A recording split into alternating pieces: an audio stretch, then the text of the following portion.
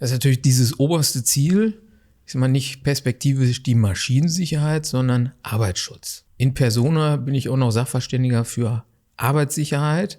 Heißt auch dahingehend begleiten wir den Kunden von dem klassischen CE-Prozess. Ich erstelle eine Konformitätserklärung, eine Betriebsanleitung etc. pp. Bis hin zum sogenannten Gefahrenübergang.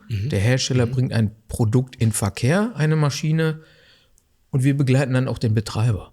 Er muss dann auch gewisse Dinge nach dem Arbeitsschutz nochmal umsetzen.